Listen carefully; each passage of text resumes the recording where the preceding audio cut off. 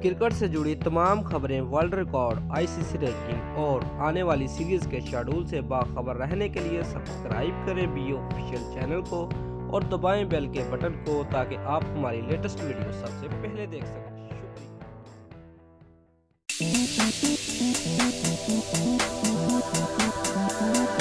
Viewers, English cricket team के कप्तान जे root ने कहा कि इन्हें अपने खिलाड़ियों पर फख्र है। पाकिस्तानी टीम इतनी आसान नहीं थी जितनी कही जा रही थी।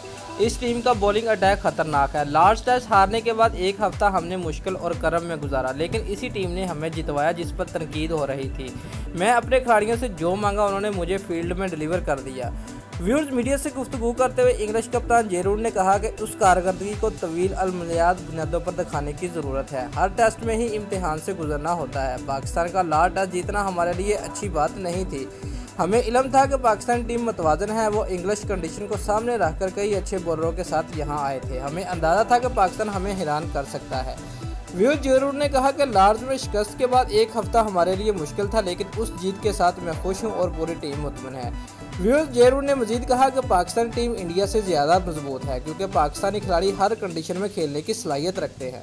दोस्तों, अगर आपको हमारी ये वीडियो पसंद आई है तो लाइक और कमेंट लाजमी करें और हमारे चैनल को सब्सक्राइब करना मत भूलिए। शुक्रिया।